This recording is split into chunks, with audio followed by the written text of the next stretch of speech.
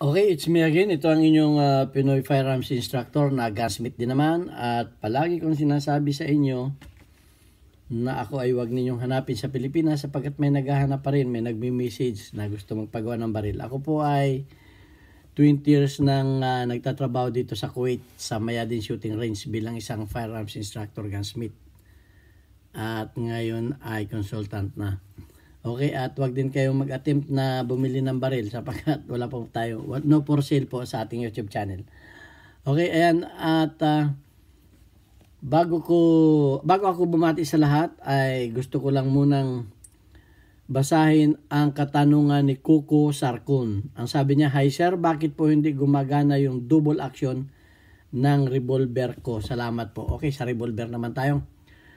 At bago natin bigyan ng pansin ang katanungan ni Kuko Sarkun, gusto ko lang munang bumati sa lahat ng isang mapagpalang araw, lalo tigit sa ating mga OFW sa mampanig kayo ng mundo. Mag-ingat po tayo. Huwag tayong padalos-dalos sa ating mga trabaho, baka tayo maaksidente at tayo ay ingatan din natin ang ating kalusugan na huwag tayong makasakit sapagkat may mga pamilya na umasa sa atin sa Pilipinas. At gusto ko lang pasalamatan ang lahat sa ating mga silent viewers at sa mga magaganda ninyong comment na patuloy na nagbibigay sa akin ng inspirasyon para gumawa ng mga content at sumagot ng mga katanungan ninyo. Okay, gusto ko lang pasalamatan si Alfredo Isidro, Ordosipay ng Las Piñas at saka si Arnel Salvador. Architect Arnel Salvador na naging kaibigan natin dito sa Kuwait. Gayun din, shout out din kay Boy Umay, kay Jubel Platoon. Yan ang mga tumulong sa ating mga estudyante na ating mga tinutulungan. Sapagkat tayo po isang charity vlogger. Hindi ko po ginagamit yung ating mga tinutulungan para gumawa ng videos. Ang ginagawa ko po ay gumagawa ko ng content sa YouTube para yung kikitain ko dito ay sa kanila ko tinutulong. Yan po mga estudyante na yan ay anak ng mga single parent. Okay, anin po sila. Kaya yung mga gustong tumulong pa, maraming salamat sa inyo. At saka yung mga tumulong na hindi nang pakilala, please pakilala kayo para ma-shoutout kayo every videos ko. Okay. Punta na tayo sa problema ni Kuko Sarkun. Ayan, yung revolver niya. Ayan, meron tayo dito ang revolver.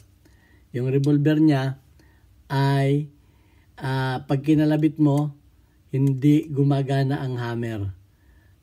Ang gusto niya ay single action. Igaganon mo pa, ikakak mo, saka pa siya gagana. Okay? So, ang revolver po ay may dalawang sear. Ito yung upper sear niya, which is gumagana. Ito. Okay, ito.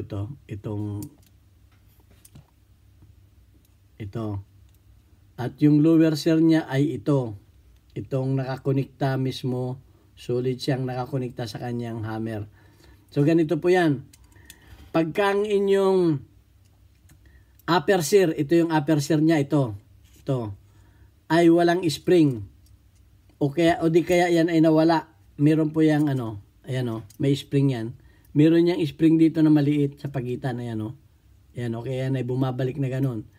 Yan yung upper spring niya. Yung upper, close up natin. Ito yung kanyang upper sear. Yan ay pag kinalabit mo, itataas siya ng hammer. Ito. Subukan natin wala tayong tagahawak. Ayan. Kaliwa. Ayan Ilawan natin para mas maliwanag. Ayun, mas maliwanag. Ito. Tingnan ninyo to Sorry. Ayan. Naano siya.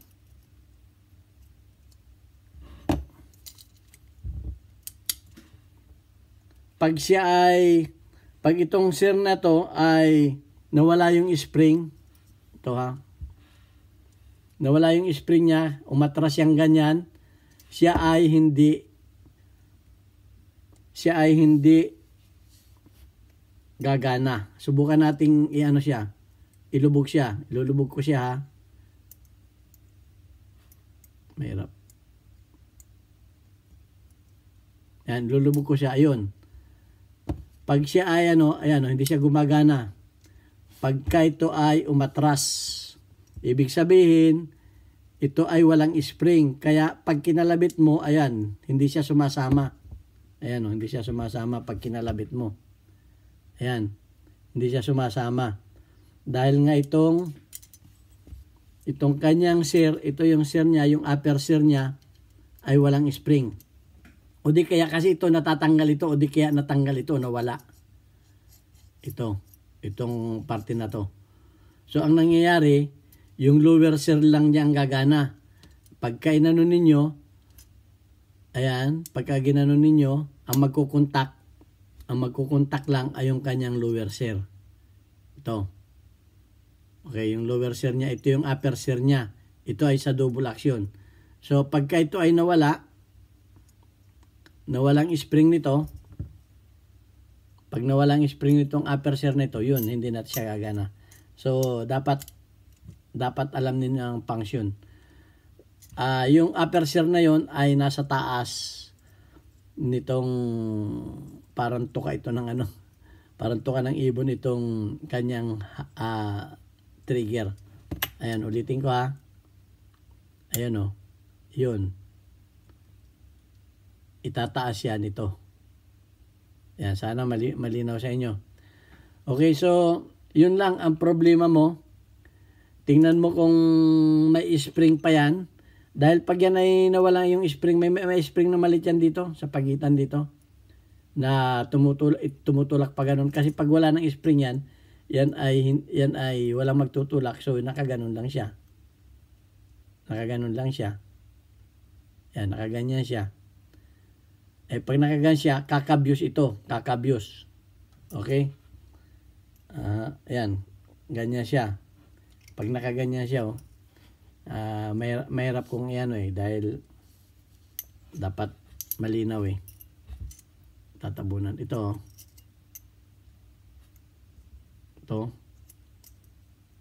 Yun. Pag nakaganon siya, ayan, hindi siya gagana. Hindi siya kasi nga wala siyang spring. Pag may spring siya, yun, umaangat siya. Yan, maliwanag. Yan, magana siya. Okay, ayun lang. At sana ang videos nito ay bagaman simple ay makatulong sa inyo. Okay, maraming salamat sa mga nagtatanong at kung meron kayo hindi naunawaan sa mga baril ninyo, ay napakasimple naman yan, DIY lang yan. Kayang-kaya ninyo. Okay nga pala, kung wala kayong makuna ng spring nito, yung mga spring ng lighter, tama-tama sukat nun dito. Dito nakalagay yun, Kalimitan niya, dito nakalagay sa pagitan nito. May butas ngang maliit yan dyan Dito sa tapat nito. Yun yung spring na nagtutulak nito. May spring yan dito. Okay? Spring lang ng lighter, pwede na. Hindi na kayo mahirapan. Ang dami naman lighter niya. Minsan tinatapon lang yung mga wala ng butane na lighter. So, ayun lang ang ating kasagutan doon. At sana may natutunan kayo. Ito ang inyong Pinoy Firearms Instructor. Hanggang sa muli, magtanong lang kayo at ating sasagutin niya sa abot nating makakaya. At yung mga tanong ninyo na hindi pa nasasagot, kung akala ninyo matagal na, pwede naman ninyong ulitin pa sapagkat natatabunan yan. Ang dami kasing nagtatanong, nakakalimutan ko ng iba. Hindi ko na nare-review. Okay, at maraming salamat sa inyo. Hanggang sa muli. Ito ang inyong Pinoy Firearms Instructor na gunsmith din naman. God bless us all. Thank you very much.